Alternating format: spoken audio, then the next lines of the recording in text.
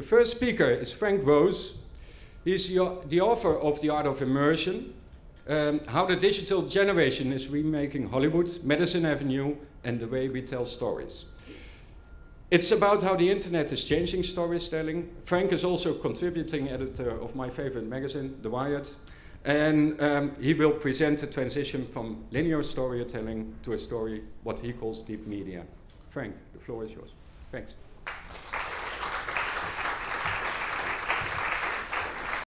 All had to do with the intersection of media and technology, storytelling and technology. The first was about James Cameron and the move to 3D. And I first interviewed him in the fall of 2006 when he was on the set in Montreal for the first feature film that was being made using his 3D camera system that he and Vincent Pace had invented. And the movie was, of course, being directed by someone else, and that meant that he had a lot of time on his hands, so I got a lot of time with him. And we talked a bit about Avatar, which at that point was only in, not even in pre-production. It had been in development for some time. It had not at that point been greenlit. And he said something that really stuck with me, which was that for that kind of story, you know, so where you're creating a whole world, the best way to tell it would be to tell it in a way that that it could become almost a fractal experience, so that for the casual fan you could just watch the movie, but for the more committed fan, you could jump in and say in powers of 10, and the pattern would still hold. And that's kind of the idea that that led me to the whole concept of deep media, which obviously is very closely related to transmedia. So when Hildegard Bongatz asked me to speak today about the transition from linear narrative to story worlds, which is, I think, the transition that we're viewing right now, I jumped at the chance. So I think we're all familiar with the idea of linear narrative. It's what we grew up with. It's comforting, it's familiar, and maybe a little too much so. Because in a world that's defined by the internet, things changed. Every new medium has essentially its own grammar of storytelling. And generally, I found that it takes about 25 or 30 years for people to figure out what that grammar is, to figure out what to do with a new medium.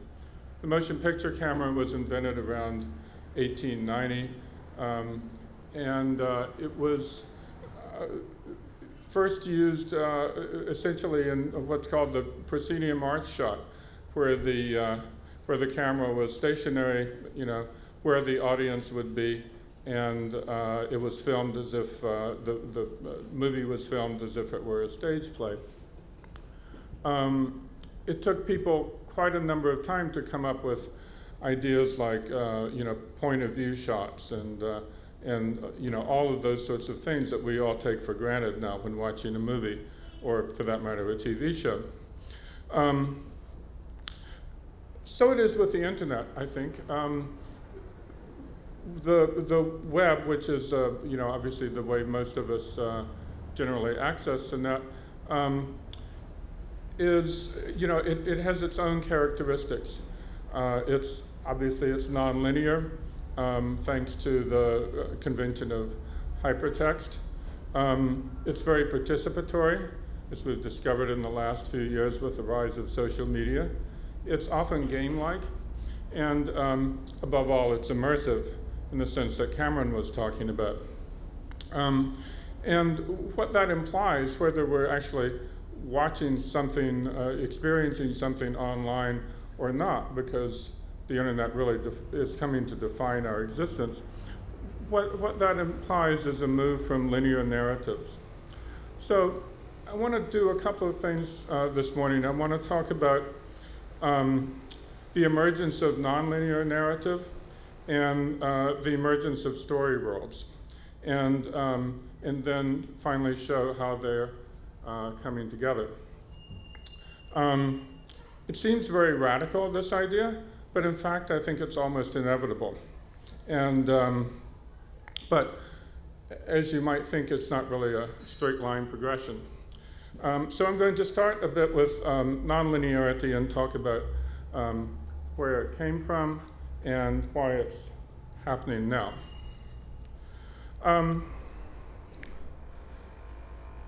We're all familiar with, nonlinear storytelling at this point.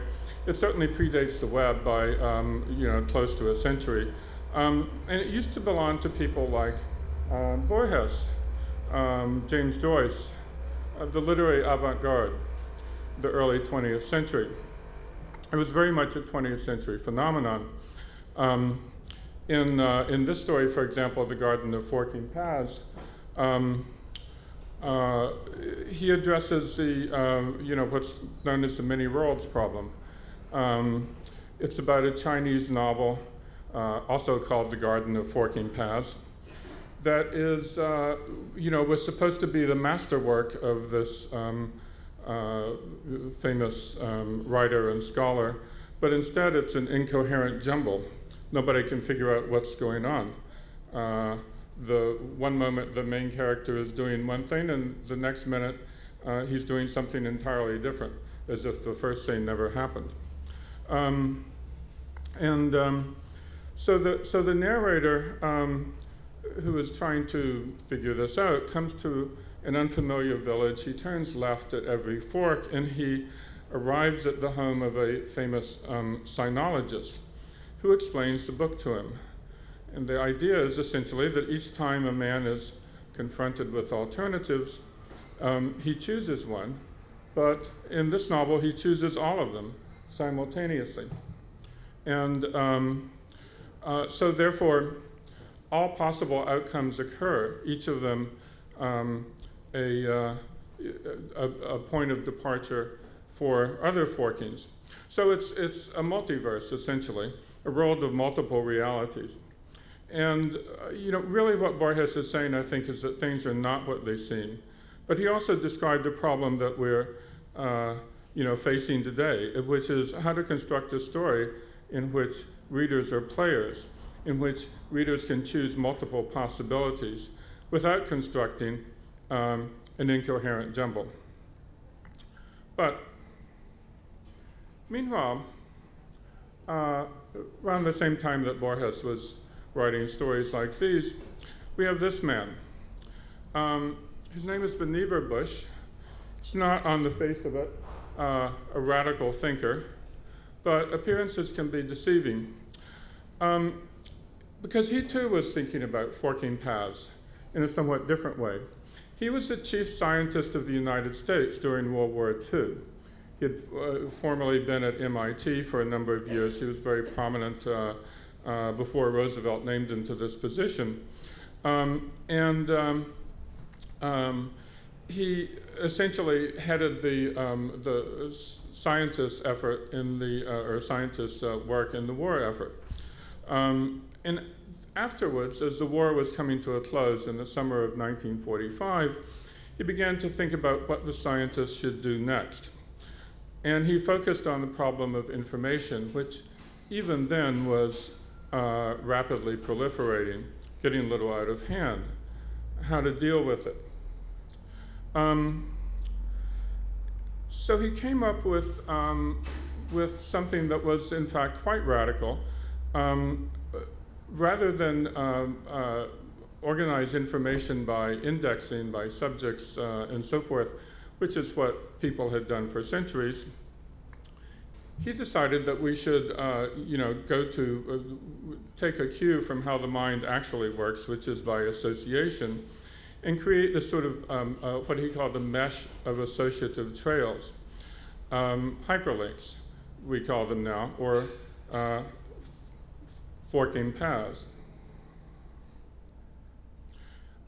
So he envisioned a new form of encyclopedia, kind of, not entirely unlike the new forms of encyclopedias we've come to get used to now. But it was quite a while before anything actually came of this. Bush's suggestions were largely forgotten for decades. There was really no way to implement them. Digital computers were very much in their infancy. And aside from that, the whole idea of nonlinear organization of knowledge runs counter to centuries of rational Western thought. But meanwhile, back in the world of the arts, in avant-garde film, people had no compunctions about dealing with nonlinearity. You had people like Alain Resnais, Jean-Luc Godard, who used things like jump cuts, time shifts, and so forth. Anything that was counter to standard Hollywood practice. And it was still controversial, even outside of Hollywood. In the mid-60s, you had this exchange between Georges Franju, who was a co-founder of the Cinémathèque Française, and a director himself, of course, hardly an ordinary director, but somewhat more conventional in technique than Godard. I think Godard summed it up pretty well. At the same time, back in the parallel universe of technology, you had another visionary. Ted Nelson was his name. He invented the term hypertext for essentially the idea that Vannevar Bush had laid out 20 years before. And at a conference of the Association for Computing Machinery, which is kind of the leading association of computer scientists, in August 1965, he introduced this idea, his idea of hypertext. It was based on the word, of course, is based on the Greek equivalent of the Roman or the Latin prefix super, which is why Superman's double from another planet is called Hyperman. What you got essentially was, by marrying Bush's idea of associative trails and digital technology, was the idea of essentially branching nonlinear form of writing.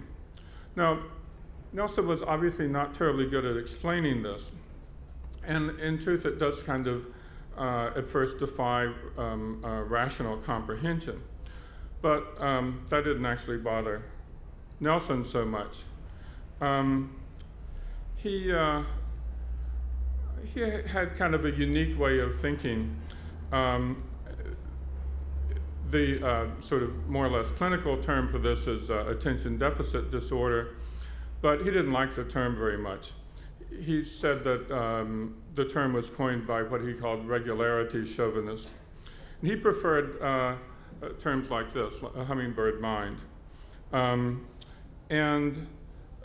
Hypertext was essentially his solution for his own hummingbird mind, how to not get lost in the frantic associations that his brain was making. Now, Nelson is the source of many forgotten coinages, terms like teledildonics and transclusion and intertwingularity. And for a long time, it seemed that hypertext was going to be another of these, because even though we had digital technology by the mid-60s, the amount of memory and processing power that this idea required to put it into practice really was hopelessly out of reach. And so therefore, hypertext seemed to be the same.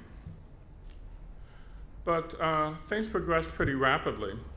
And another 25 years after Ted Nelson gave his talk, Tim Berners-Lee made hypertext central, totally central to his design for the World Wide Web. And obviously, what made this possible was rapid advances in microprocessor technology and in memory storage.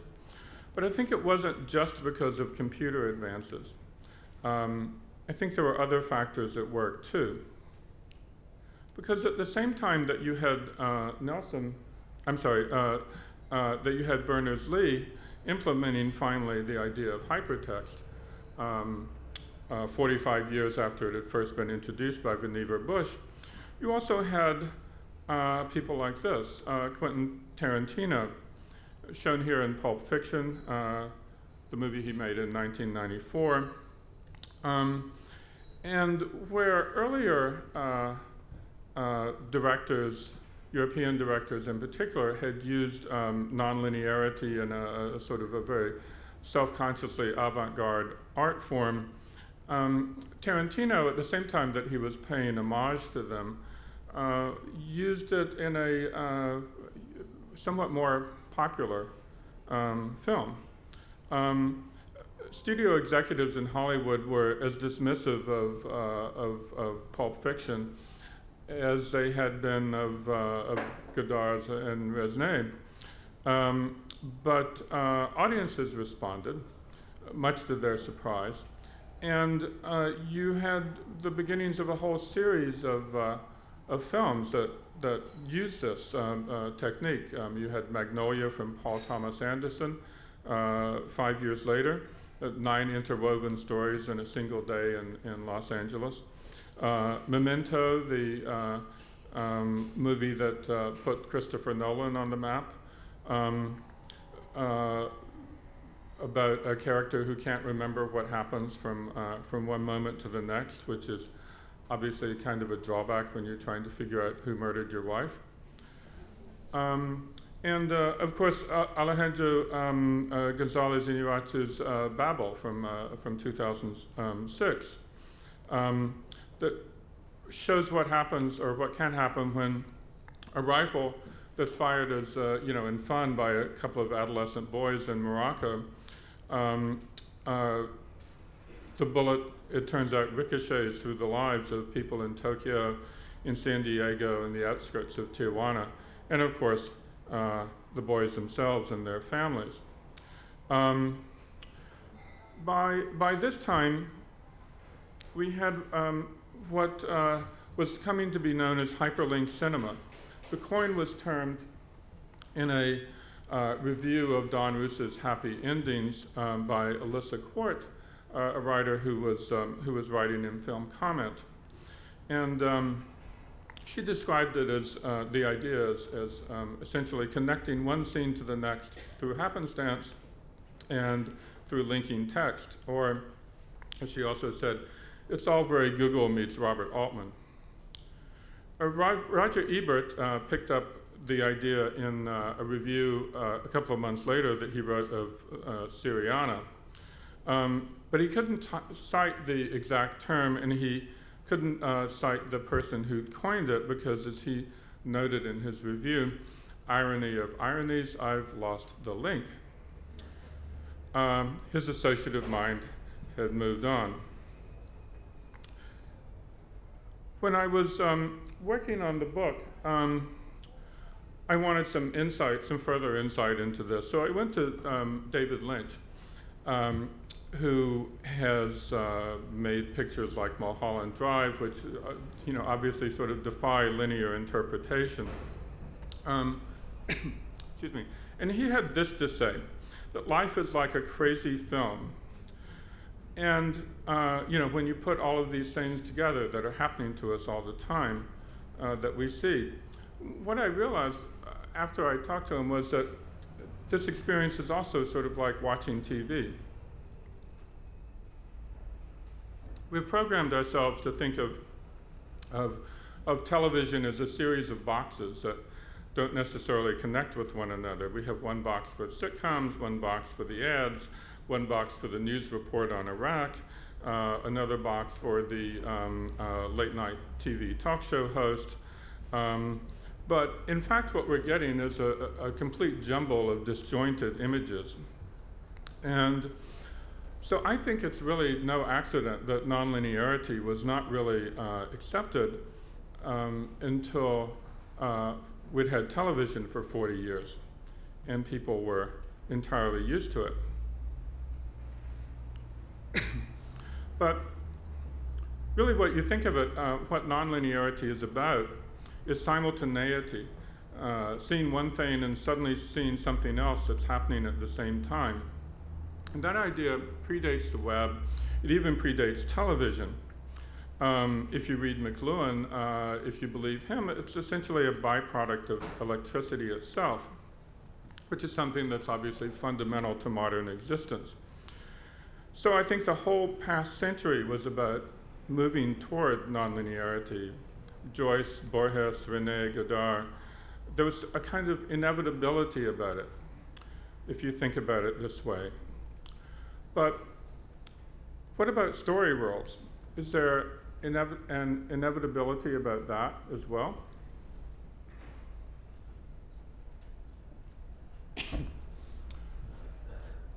While nonlinearity was evolving in literature and in film, there was a separate development of fantasy, science fiction, action-adventure stories. One of the chief proponents was this man, a contemporary of Vannevar Bush. He was born in 1892. Bush was born in 1890. A student and a professor of Anglo-Saxon literature. His name, of course, is J.R.R. Tolkien. And he wrote this book called The Hobbit. He wrote it for his children, and yet it found its way to a publisher. And it turned out that adults liked it just as much as children did.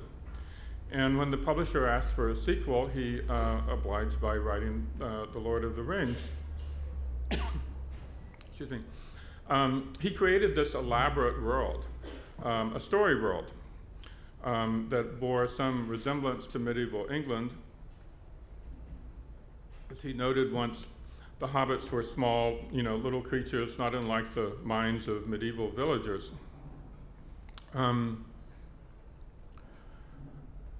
But for the writer, something like this presents a kind of a different problem. The world builder has to create what he calls a secondary world. That's what the story maker as world builder supplies. Not just imagination, not just plot, not just character development, but coherence. A type of coherence that's not really required in a story that's set in the real world, because we know all the rules there. We know its laws. But Tolkien said essentially that as long as the creator sets out a coherent set of rules and adheres to them, we're okay. A few years farther on, and you get to George Lucas, another person who created his own world.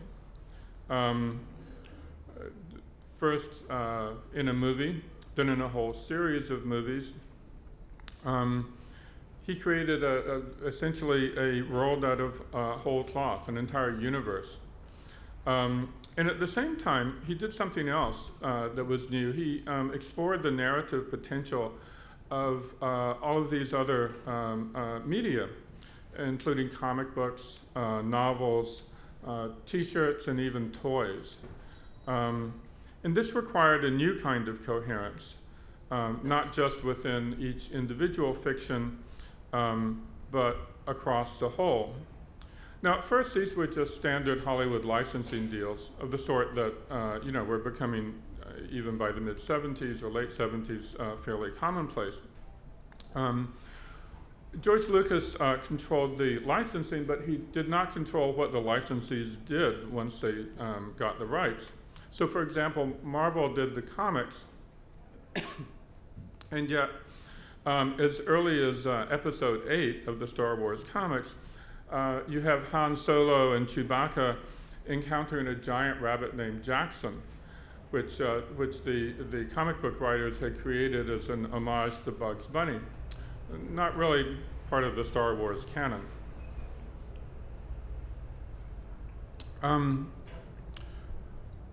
What happened, though, was that by the mid-'80s, when the first by the time Lucas had finished the original Star Wars trilogy, the movies were complete. He had announced that he wasn't making any more. The merchandise was dying. One of the people I spoke to for the book was a guy named Howard Rothman, who's in charge of what's now known as the Star Wars Expanded Universe. At the time, he was in charge of the merchandise, which is where the Extended Universe originated. And as he said, back then you couldn't give this stuff away. And that's when he had an epiphany, which was that all this ancillary material, as it was called in Hollywood terms, was it essentially had to tell the same story, a coherent story. Thanks to the way that Lucas had constructed Star Wars, there were plenty of stories to tell. Lucas's term for this was immaculate reality. The idea that the movies, even though they only tell a narrow slice of the story, you can engage with them on a simplistic level, but if you want to drill down, it's infinitely deep. That's how Howard put it. That's because there was so much detail that Lucas supplied in order to make it feel familiar. For example, the fully realized interior of the Death Star, the moon-sized Imperial battle station that was armed with a super laser capable of destroying an entire planet, or every single utensil in the kitchen of Owen and Baru Lars, the humble moisture farmers who sheltered young Luke Skywalker. As Rothman said, you could zoom in on any section of any frame, and you would have 100 stories to tell. But it wasn't because George ever imagined that anybody would zoom in like that. He just wanted to make it feel real.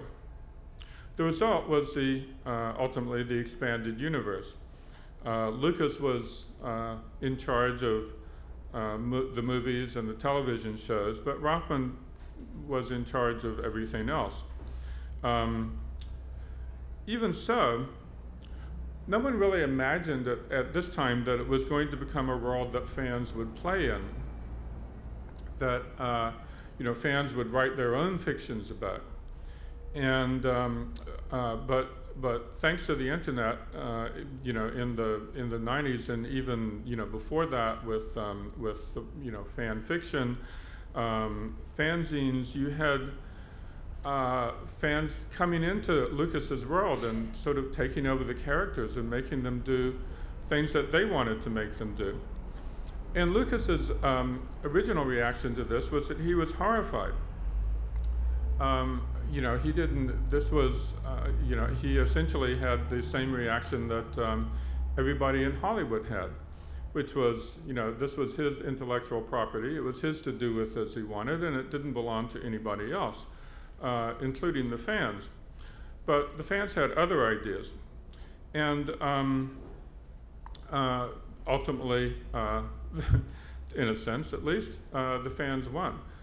Lucas and Lucasfilm had to acknowledge them and had to find some way to accommodate them. Then, of course, by 2005 or so, you had, with the rise of Hyperlink Cinema, it was becoming commonplace to think of story worlds that you could jump into, or that you could, in some way, claim as your own. For example, this TV show. Lost was obviously an incredibly convoluted story about a bunch of plane crash survivors. And it differed from most television shows in one essential way, which was that most shows explained everything. They went to great pains to explain everything. They did not want to confuse the audience. With Lost, they took exactly the opposite technique. And they essentially left it, they created a story that was so convoluted and so complex that the audience almost had to get together in some way in order just to figure out what was going on. I spoke to Damon Lindelof, who he and Carlton Hughes were the showrunners, the producers, executive producers of the show, after Lindelof and J.J. Abrams created the pilot. And Lindelof said, this show creates an illusion of interactivity. It's ambiguous. We don't say what it means. Meanwhile, you had things like things happening like there's a 29-year-old computer consultant in Anchorage, Alaska, who watches the entire first season on disc the night before the season 2 premiere, and then he the next night he watches the season 2 premiere, and it goes off in an entirely different direction, and he says to himself, "What is this? What's going on?" So he did what by this time was commonplace for anybody to do, which was he went online, but he couldn't find anything that explained it. So he started Lostpedia, essentially a Wikipedia for Lost fans. And you know, at this point it has grown to, I think it's in 19 or 20 different languages. It has thousands of articles. Some of them run to thousands and thousands of words. One of my favorite examples of what's in Lostpedia was there was a user in Pennsylvania who created an entry named Mid-Air Breakup, which was, of course, what happened to Oceanic Flight 815, the flight that the passengers were on before they landed in this you know, strange island. And this entry eventually described in minute detail the calamity that befell the flight. And then it grew to include details of actual in-flight disintegrations dating back to 1954. And the results, kind of fascinating, 16 cases over 50 years. And in those 16 cases, 2,406 people died, and there were 6 survivors. So the author of this entry concluded that the chances of 71 people living through such a breakup, which is the entire premise of Lost, are quote-unquote fairly astronomical. And yet the willing suspension of disbelief survived. What do we learn from Lost? I think what we learn is tell the story, but leave room for the audience. But that doesn't mean that the creators of Lost entirely knew what they were doing either. They wanted to have an ongoing relationship with their viewers, but they also wanted to go further. They sensed that there was some next step, some place where story and game and social networking and participation all converge. What Lindelof told me is that in World of Warcraft, there's no end to the game. What we really want to do is create a world that people can stay in, as opposed to creating a world people can visit. We've only been about creating portals, he said. World of Warcraft, he went on, seems nerdy, but Facebook doesn't seem nerdy. Twitter doesn't seem nerdy. If the essential medium of the network is social networking, if the internet is social networking, what do you do then? How do you marry social networking to storytelling? How do you make the transition from a world that the author controls to a world that the audience inhabits? How do we get there? Well, I think we're still in the middle of figuring that out. But one of the answers that may be coming is from another author who wrote a fantasy story for her kid, only to see it become phenomenally successful with kids and adults worldwide. J.K. Rowling, of course, wrote a series of phenomenally popular books that then became phenomenally popular movies. And she was sort of famously a holdout on electronic publishing. But when she was finished with the books, and when the last of the movies was about to come out, she announced something entirely different, which was Pottermore, a website, a very participatory website where people could explore, where they could, you know, as Lindelof said, you know, come in and you know, be part of the world rather than just reading about it or watching it. And this, I think, is what the internet makes possible. A new kind of fiction where we can not only consume the story, as we've done for most of the past 100 years, thanks to the way mass media is constructed, but explore it and build upon it. And it's a little too early to say exactly how Pottermore is going to work. You know, it won't fully come online until, I think, October, but it's clearly an interesting next step, at the very least. And what she's trying to do is, I think, what most of the exciting, or some of the most exciting directors are trying to explore today, as we saw a little earlier this morning. People like Guillermo del Toro, who you know, created Pan's Labyrinth, has now you know, started a partnership called Murata, which is explicitly based on the idea of somehow combining movies and games.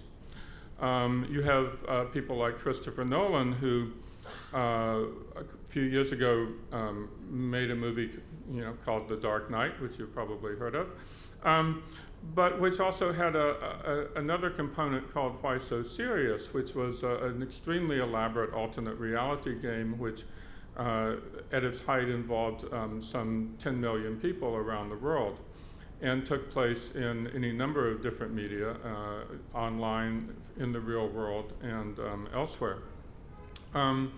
Then, of course, he made Inception, which was a movie that was itself like a puzzle box, and has announced that he's planning to make a game out of that.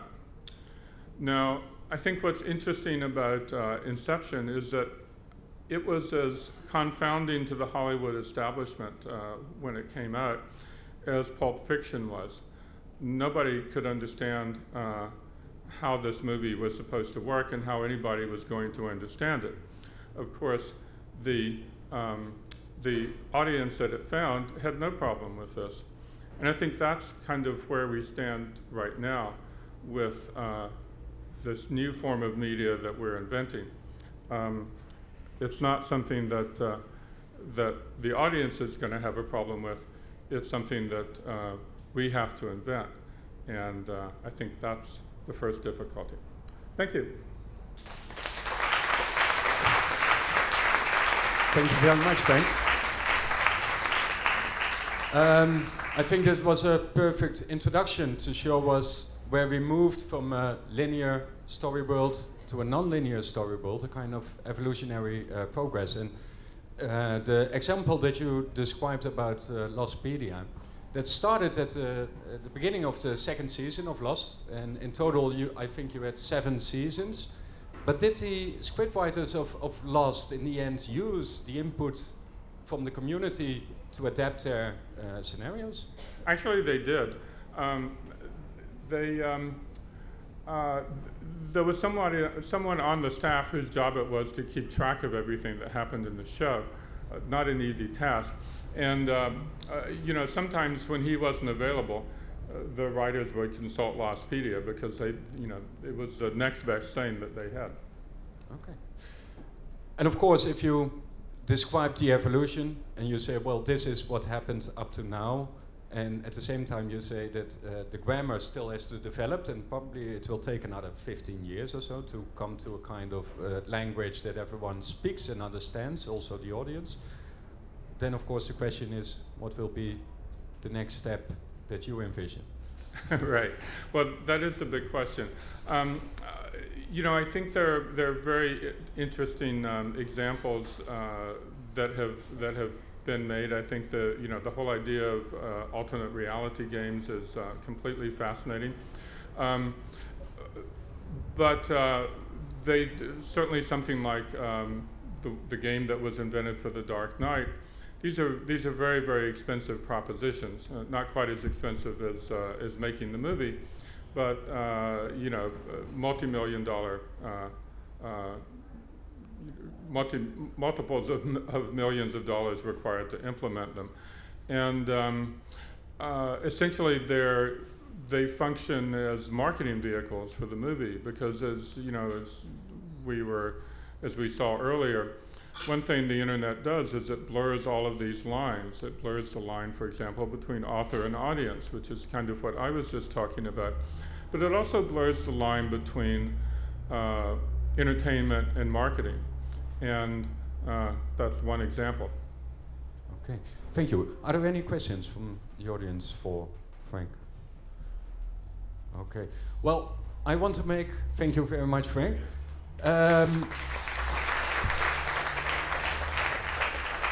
Before we go to a coffee break, I want to apologize for the noise surrounding us. On the left-hand side, we have a lot of noise coming from ABN AMRO. As we all know, since a few years, you can't do anything about financial institutions to make them stop or change things, so I'm afraid that noise will continue. And the noise on the back from all the buses and cars, well, we have to consider that as a kind of second storyline of today. So let's take a break, and we'll be back at 30 minutes. Thank you.